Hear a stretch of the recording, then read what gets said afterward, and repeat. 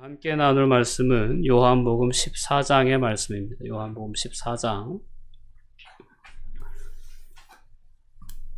15절에서 21절까지 말씀 보시겠습니다. 천천히 합독하도록 하겠습니다.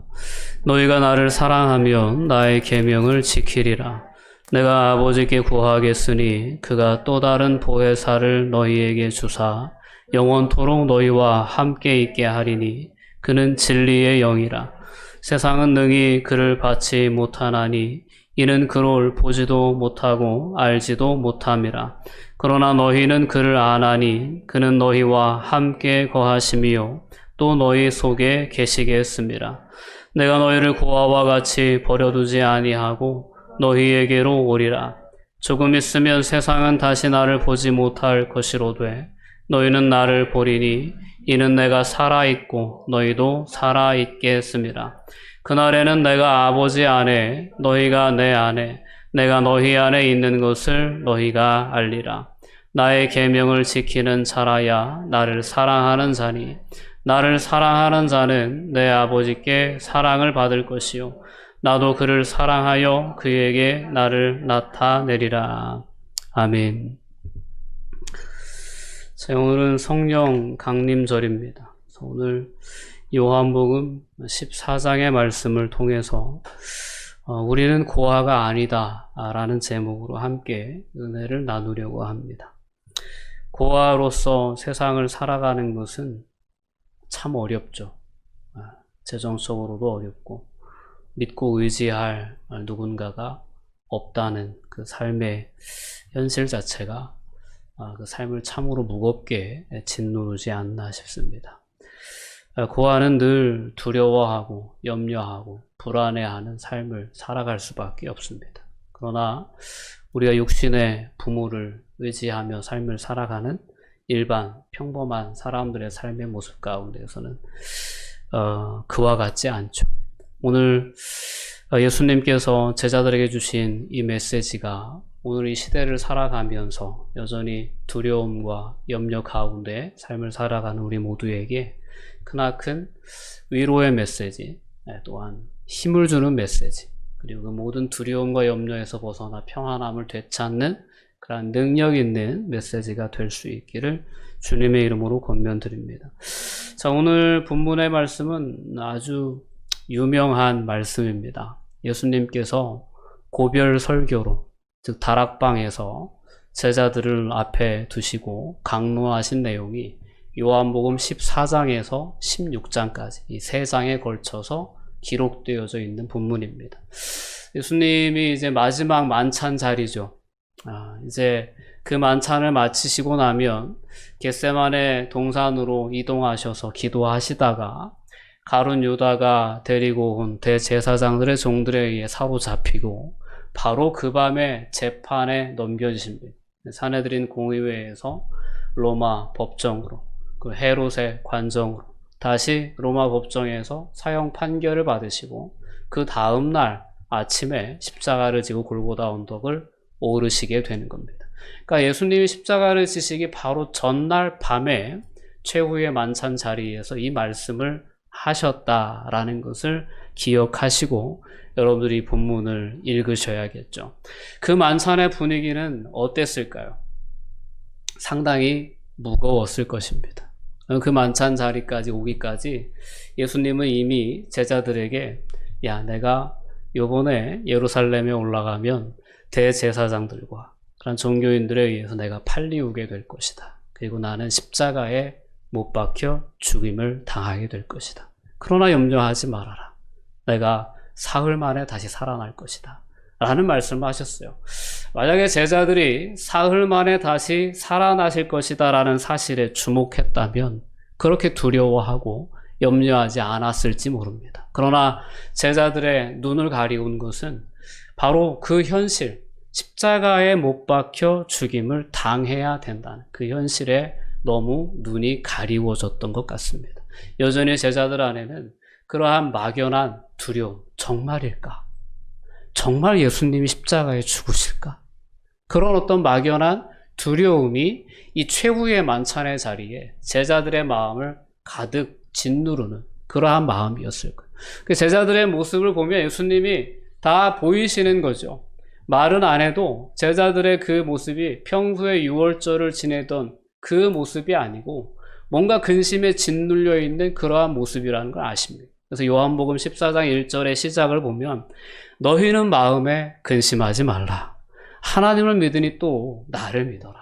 야, 내가 먼저 너희를 떠나가는 것은 너희가 머물 거처를 예비하러 가는 것뿐이야. 내가 가서 너희가 머물 곳을 다 예비하면 내가 너희에게 다시 올 것이고 너희도 나 있는 곳에 영원히 있게 해줄 거야 라는 그런 약속의 말씀을 허락해 주십니다. 근데 예수님의 제자들 가운데에는 의심이 많은 제자가 있었어요. 누굴까요? 기억하시죠? 의심 많은 제자 누굽니까? 도마요. 가정에서 많이 쓰는 그 도마. 자, 도마가 예수님께 그렇게 얘기해요. 예수님 가시는 그 길도 우리가 알지 못하는데 도대체 어디로 가십니까? 그리고 우리 그 길을 알아야 우리가 가죠. 막 이런 말씀을 하죠. 이런 얘기를 해요. 그러다 예수님께서 하신 말씀이 내가 곧 길이고 진리요 생명이다.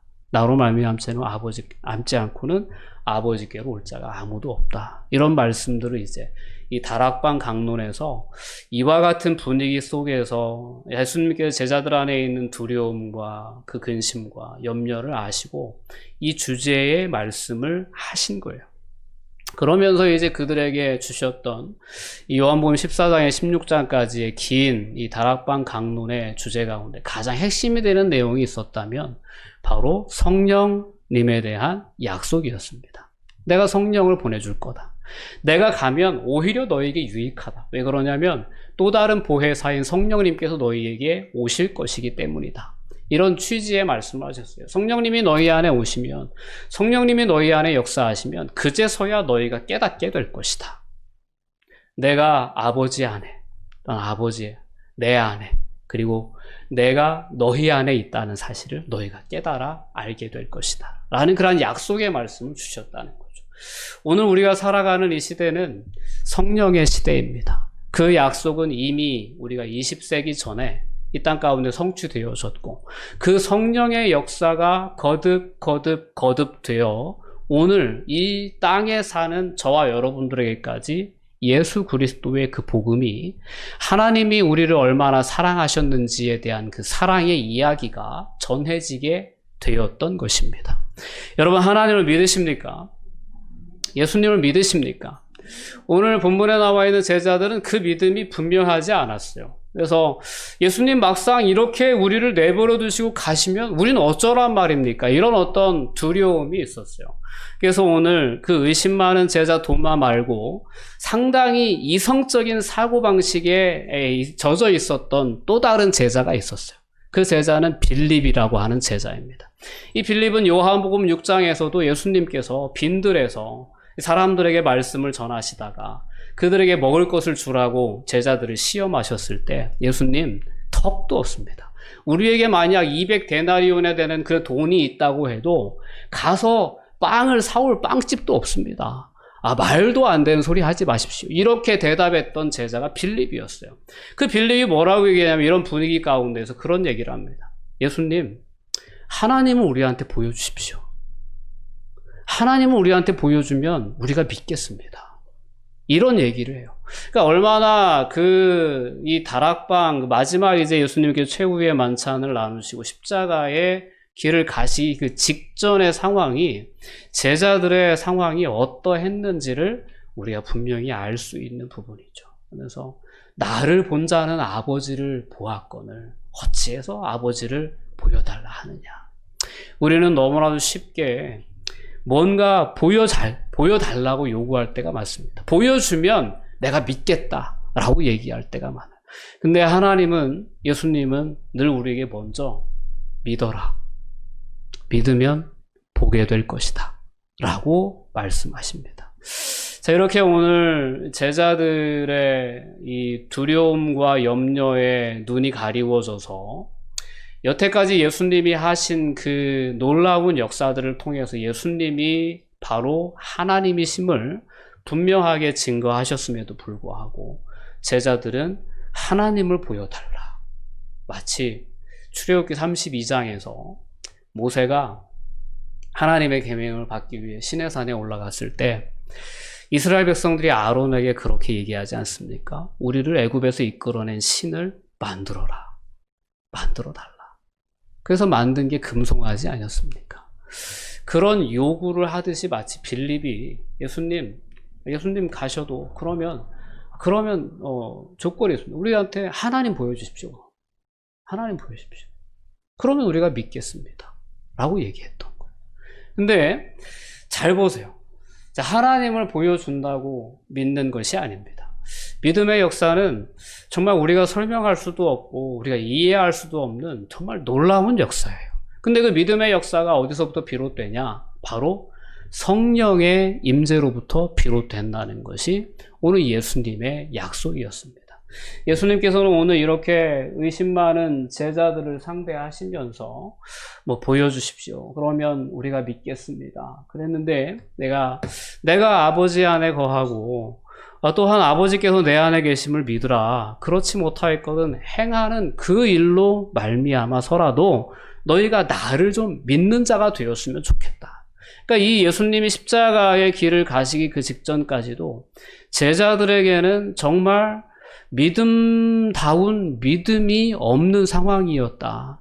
예수님을 주로 믿는 믿음도, 예수님이 바로 하나님이심을 믿는 믿음도 없었다는 사실을 이 고백들을 통해서 우리는 분명히 알 수 있습니다. 자, 이런 제자들에게 예수님은 여러 가지 약속을 해 주십니다. 그 약속 중에 하나가 바로 성령님을 보내주시겠다는 약속이었습니다. 오늘 본문 16절 말씀으로 돌아와 보면 내가 아버지께 구하겠으니 그가 또 다른 보혜사를 너희에게 주사 영원토록 너희와 함께 있게 해 주실 것이다. 라는 약속의 말씀을 주셨습니다. 그는 진리의 영이에요. 진리의 영인데 이 영은 세상이 받지 못합니다. 세상은 그를 보지도 못하고 알지도 못하여서 그를 전혀 영접할 수가 없습니다. 그러나 너희는 그를 알 수 있다는 거예요. 왜 그러냐면 그는 너희와 함께 있기 때문에 너희 속에 계시기 때문이다라고 말씀하셨습니다.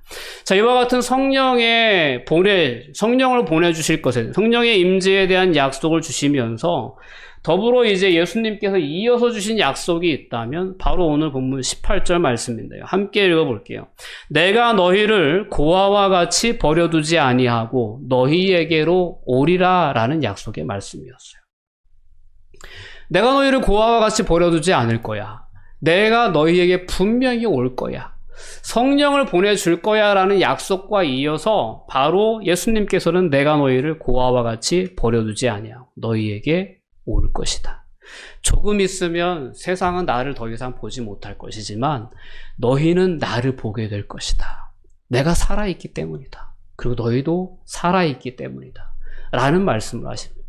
그날이 되면 즉 성령님이 우리 가운데 임재하셔서 성령님이 제자들 가운데 임재하셔서 그들과 함께 하시는 예수님을 그들이 느끼게 되는 그때가 되면 고백하게 된다라는 겁니다. 20절 말씀인데요. 그날에는 내가 아버지 안에 너희가 내 안에 내가 너희 안에 있는 것을 너희가 알게 될 것이다 라고 약속해 주셨습니다. 이게 성령의 역사예요. 성령의 역사가 있기 전에는 제자들이 예수님을 온전히 믿지 못했습니다. 성령의 역사가 임하고 나서 일어난 가장 두드러진 역사가 있다면 믿음의 역사예요. 믿어지는 역사예요. 여러분들이 하나님을 믿는 거, 여러분들이 예수님을 나의 구주로 고백하는 믿음, 다 성령의 역사로 말미암아 이루어진 역사입니다. 그렇기 때문에 저와 여러분들 안에는 이미 성령님이 함께 하시고 오늘 우리 안에 역사하고 계시다는 것에 대해서 확신을 가지실 필요가 있습니다. 자, 예수님 어디 계십니까? 예수님 어디 계세요? 교회 학교 학생들에게 이렇게 물으면 하나같이 대답합니다. 내 안에 계시다고. 그렇지 않습니까? 여러분, 예수님 어디 계세요? 내 안에 계십니다. 내 안에 어떤 모습으로 와 계시냐면 성령 하나님의 모습으로 와 계시는 거예요. 성령님의 모습으로 예수님은 지금도 우리 안에 와 계십니다.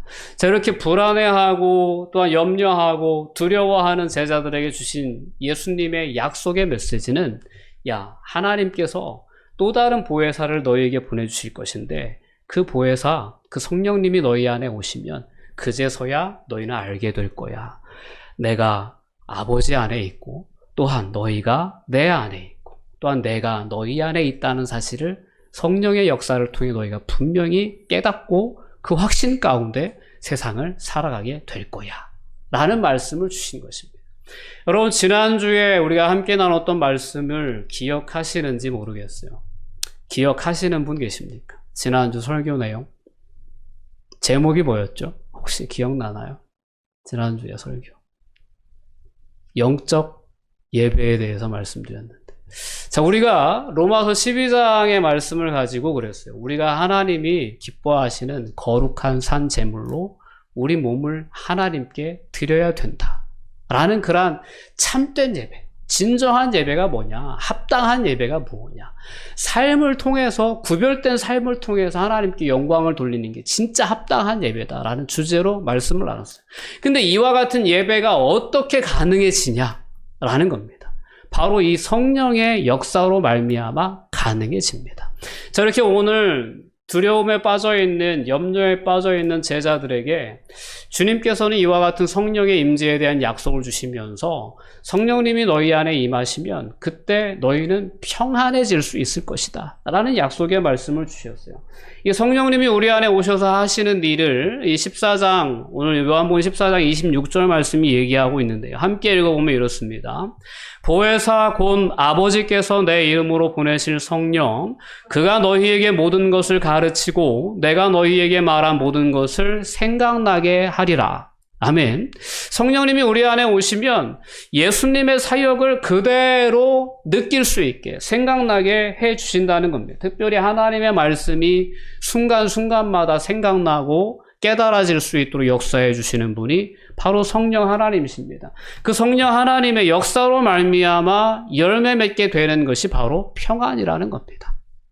27절 말씀 함께 읽어봅니다. 평안을 너희에게 끼치노니 곧 나의 평안을 너희에게 주노라. 내가 너희에게 주는 것은 세상이 주는 것과 같지 아니하니라. 너희는 마음에 근심하지도 말고 두려워하지도 말라. 아멘. 요한복음 14장은 너희는 만심에 근심하지 말라로 시작됐습니다. 그리고 성령의 임재에 대한 약속을 주셨습니다. 그가 오시면 너희가 깨닫게 될 것이다. 내가 너희 안에 있다는 사실을 깨달아 알게 될 것이다. 그 깨달음이 온전하여질 때 너희는 세상을 살아가면서 세상의 여러 환경의 요인들로 인하여 두려움과 염려에 사로잡히게 될 순간들이 있겠지만 내가 너희 안에 있다는 사실을, 그것을 알게 될 때 너희는 세상이 줄 수 없는 평안을 누리게 될 것이다 라는 것이 예수님의 약속이었어요. 오늘 성령이 이 땅에 임재한 그 사건을 기억하는 성령 강림절을 우리가 함께 보내고 있습니다. 이 성령 강림절기를 통하여 다시 한번 우리가 주목해야 할 분은 우리 안에 와 계신 예수님이십니다. 예수님. 자, 우리가 이렇게 이제 예수님에 대한, 성령님의 임재에 대한 약속의 말씀과 그 약속의 성취로서 우리가 이 시대를 살아가면서 그리스도인으로서 이 땅에 머물고 있다는 사실을 분명히 깨달아 알았습니다. 여러분, 근데 우리에게 이제 하나의 관건이 남아있는 거예요.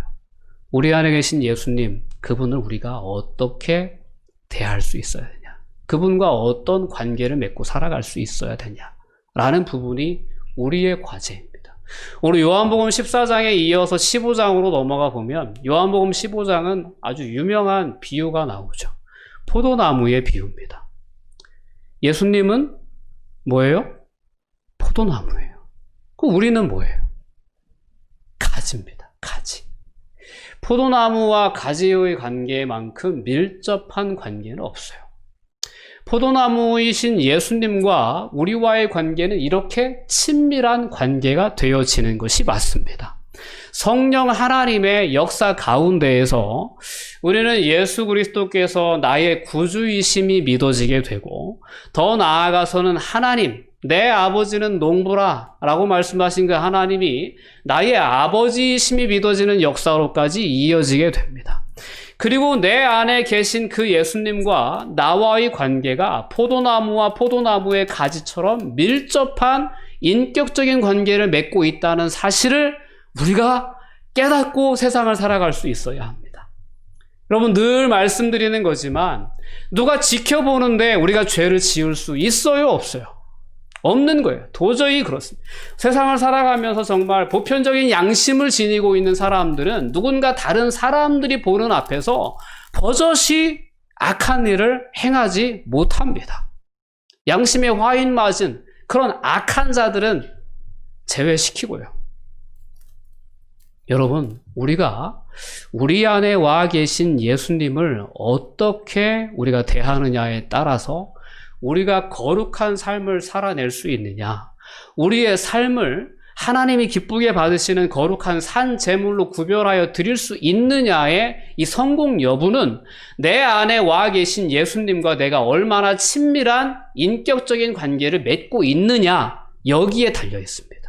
그러니까 영적 예배, 진정한 예배, 합당한 예배의 열쇠는 나와 내 안에 계신 예수님과의 관계에 있다라는 것입니다. 여러분, 이 관계가 예수님의 비유로 들려주셨던 것처럼 포도나무와 포도나무 가지의 관계처럼 친밀한 그러한 관계가 될 수 있기를 주님의 이름으로 권면드립니다. 그러면 거룩한 삶이 시작되게 됩니다.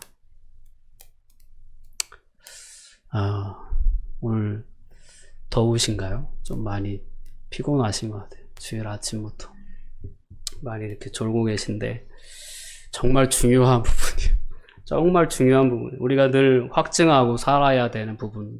그 가장 중요한 포인트는 예수님이 정말 내 안에 계시나, 이 부분이에요. 근데 이 부분을 우리가 솔직히 그래요. 내가 삶을 살아가며 느끼는 나의 감정이 기준이 되어서, 나의 감정이 근거가 되어서 예수님이 내 안에 계신지를 우리가 판단하려고 하면 우리는 자주 함정에 빠져요. 내 삶이 이런데 예수님이 내 안에 계신 게 맞냐?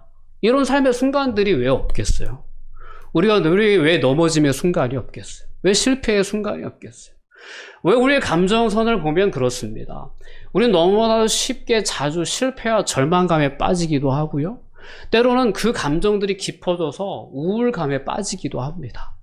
때로는 내 삶이 전혀 가치 없게 느껴질 때가 있어요.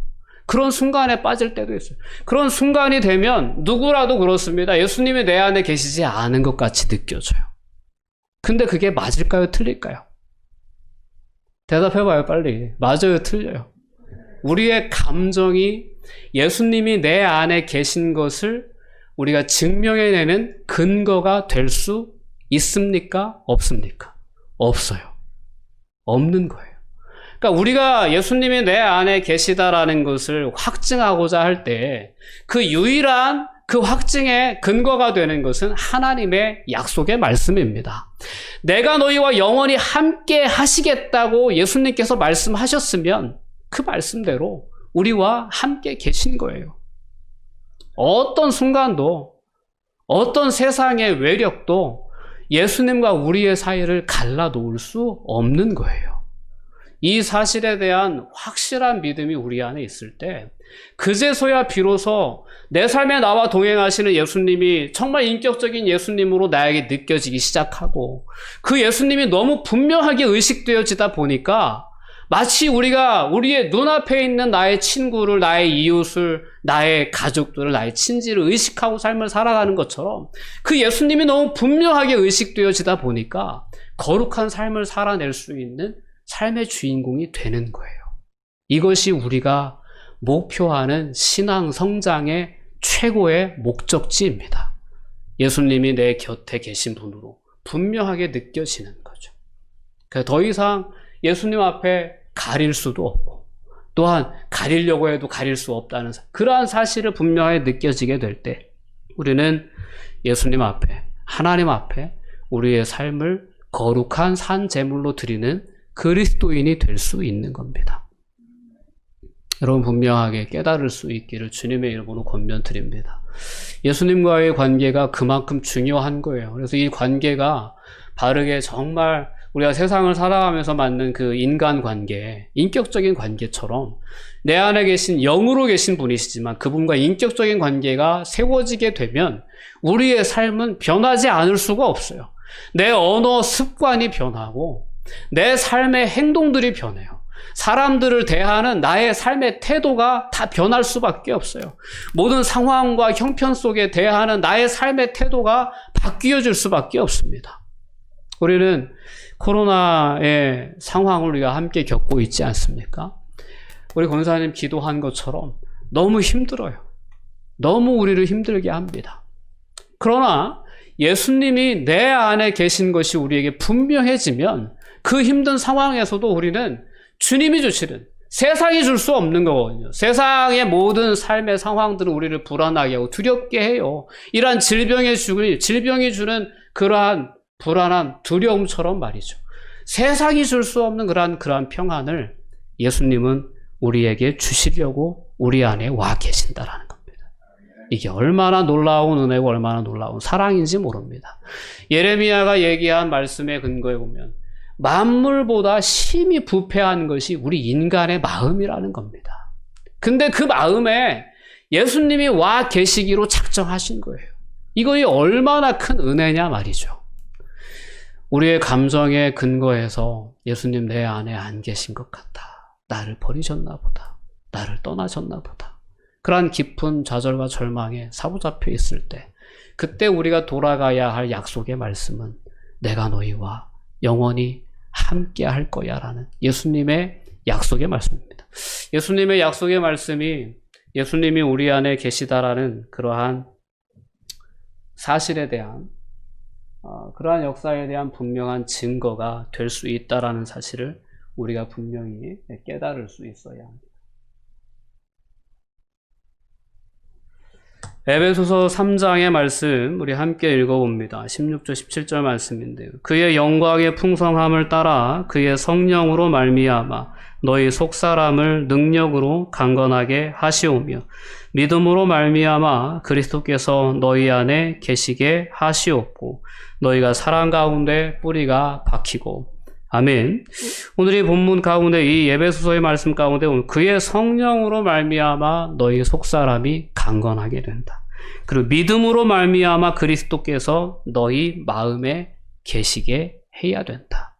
라는 그런 어떤 약속의 말씀들을 우리에게 허락해 주고 계십니다. 예수님이 십자가를 지시고 제자들의 곁을 떠나시기 그 전날 밤에 있었던 제자들 안에 있는 두려움과 염려 가운데 예수님은 그 두려움과 염려를 다 아시고 이와 같은 약속의 메시지로 제자들에게 평안을 주시고자 하셨던 거예요. 그러나 그 평안은 그들에게 결코 경험되지 못했습니다.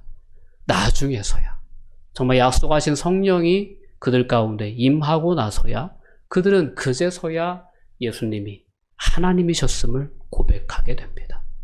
주는 그리스도시요 하나님의 아들이십니다라는 그 믿음의 고백 위에 그제서야 그들이 흔들림 없이 설 수 있게 되었던 거예요. 그러니까 예수를 주로 고백하는 이 믿음의 역사가 일어났을 때 그들은 로마 시대를 살아가고 있었어요. 로마 황제를 주로 모셔야 되는 그런 삶의 현장 가운데 있었어요. 로마 황제에게 주라는 고백을 하지 않는 그리스도인들은 그 고백을 하지 않았음으로 말미암아 얼마나 극심한 핍박을 받았는지 몰라요. 죽었어요. 많은 사람들이 황제를 주로 모시지 않았기 때문에 죽었어요. 왜 그랬습니까? 오직 예수 그리스도만이 나의 주시다라는 그 믿음의 고백을 포기하지 않았기 때문에 그들은 로마 시대에 로마 황제들에 의해서 죽임을 당하는 삶을 살았던 거예요. 그 믿음의 역사가 어떻게 가능했느냐? 성령의 역사로 인해 가능했다라는 것입니다. 오늘을 살아가는 우리 안에 계신 성령의 역사로 말미암아 여전히 우리에게 그와 같은 믿음의 고백이 흔들림 없이 있기를 바랍니다. 예수 그리스도가 나의 유일한 주님이시다라는 그 믿음의 고백. 예수 그리스도 안에서 이제 하나님은 나의 아버지가 되십니다. 우리가 기도할 때마다 하나님 아버지라고 부르죠. 아버지라고 부르면 우리의 마음이 얼마나 평안한지 몰라요. 여러분 그렇게 부르시죠. 하나님을 아버지라고 부를 때 좀 어색하시다. 그런 분 계세요 혹시? 하나님 아버지라고 부르기에 좀 입이 말이 안 떨어진다. 왜? 그 입양을 오게 되면 입양을 온 아이들이 이렇게 아버지라고 부르기가 상당히 힘들답니다. 어머니라고 부르기도 힘들고. 어느 정도 커서 입양이 됐을 때. 근데 이제 삶을 살아가면서 그 입양하신 그 부모님의 사랑과 그 은혜가 깨달아지게 되면서 차츰 아버지, 어머니라는 그 말이 표현이 시작되는 거죠. 여러분들이 너무나도 자연스럽게 하나님을 여러분들의 아버지라고 고백하게 되는 것은 정말 놀라운 하나님의 은혜의 열매였다라는 것을 기억해야 합니다. 여러분, 오늘 우리 안에 예수님이 계신가 안 계신가 라는 부분이 여러분 헷갈리시기 시작하시면 이런 부분들을 한번 점검해 보시길 바랍니다. 내가 예수님을 주로 고백하고 있는지, 하나님을 내가 아버지라고 부르고 있는지, 이러한 부분들이 있다면 우리 안에 성령님이 역사하고 계시다는 분명한 증거가 됩니다. 또한 성령님이 우리 안에 계시면요, 성령님이 하시는 일이 또 하나 있는데 우리 안에 하나님의 마음을 느끼게 해주십니다. 마음을. 여러분, 세상 사람들, 세상의 영을 받은 사람들은요, 세상에서 기쁨의 이유를 찾습니다. 근데 하나님의 영을 소유한 하나님의 백성들은 하나님으로 인해서 기쁨의 이유를 찾아가게 됩니다. 그래서 하나님이 기뻐하시는 일이 무엇인지를 생각하게 되고 하나님이 기뻐하시는 그 일에 함께 기뻐하는 삶을 살아가게 돼 있습니다. 여러분, 성령님 때문에 이런 모든 변화가 일어나는 거예요. 성령님이 우리 안에 역사하실 때 하나님이 기쁨이 무엇인지 알게 해주실 뿐만 아니라 더 나아가서는 그럼 내가 어떻게 하면 하나님을 기쁘시게 할 수 있을까? 그러니까 어떻게 하면 내 삶을 하나님이 기뻐하시는 거룩한 산제물로 드릴 수 있을까?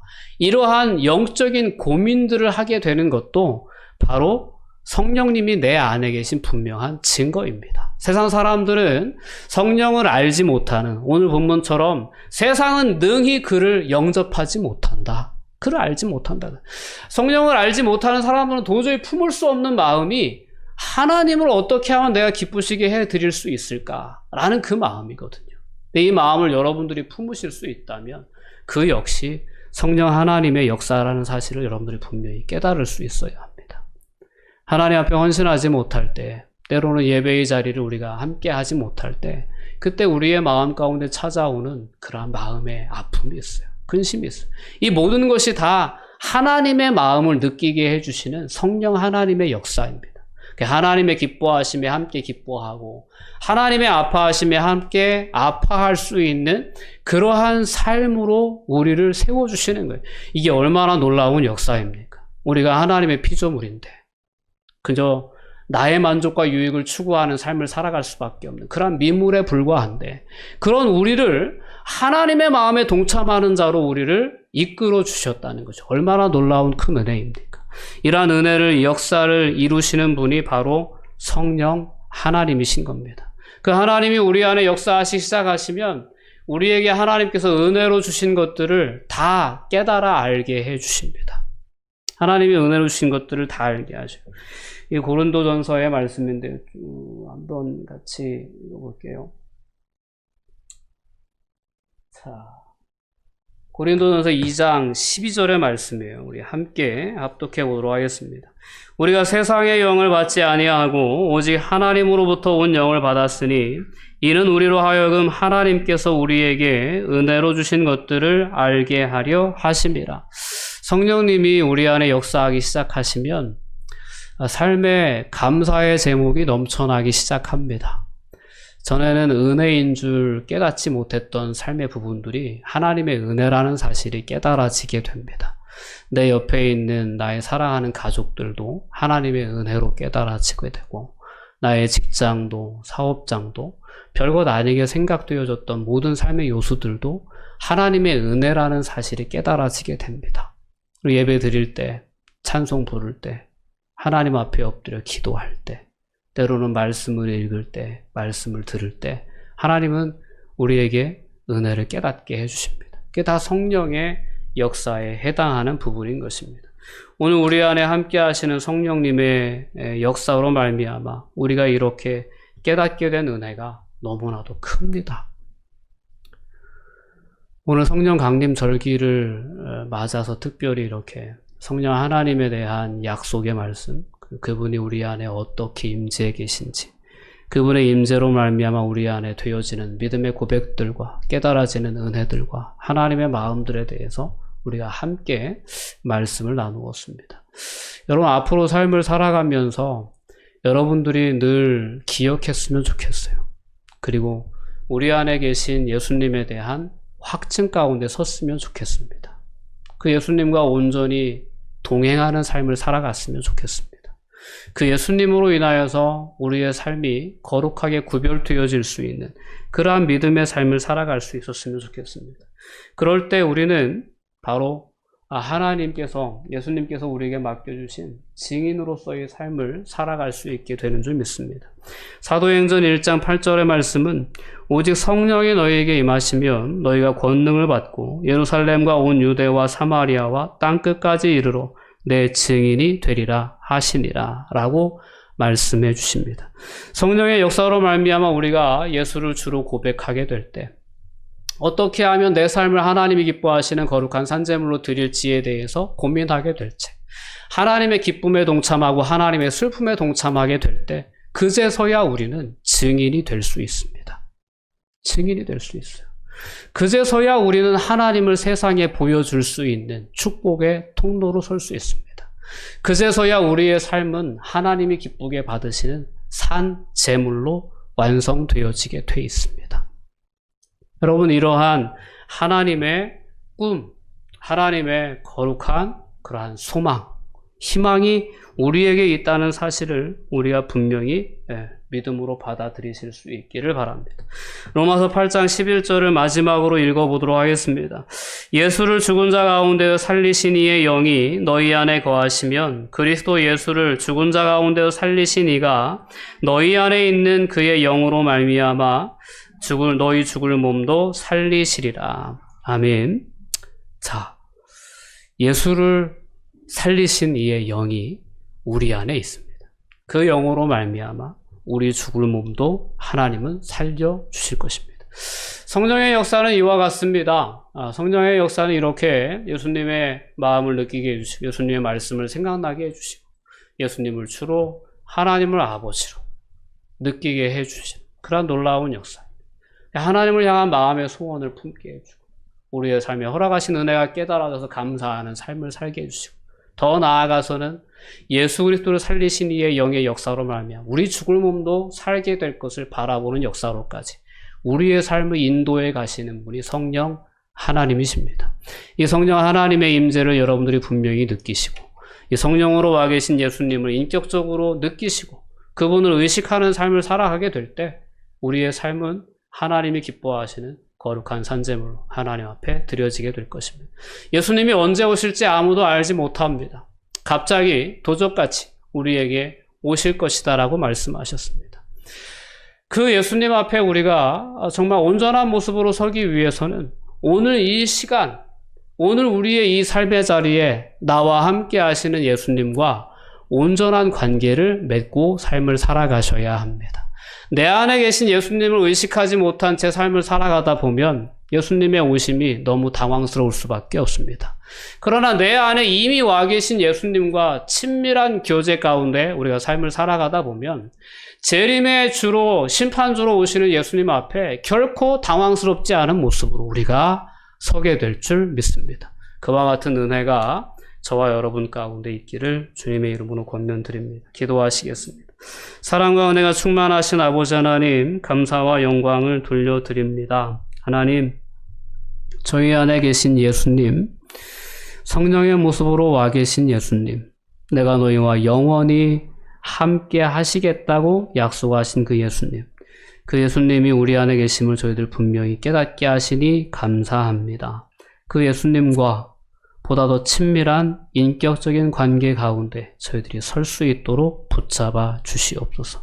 그 예수님이 분명히 우리의 눈앞에 보이게 해주시고 그 예수님 때문에 나의 입술이 나의 삶이 변화되어져 마침내는 하나님을 기쁘시게 해드리는 거룩한 산제물로 드려지는 그러한 믿음의 역사가 오늘 저희 모두에게 있기를 회복되어지기를 간절히 소망하오니 역사하여 주시옵소서. 예수님의 이름으로 기도하옵나이다. 아멘.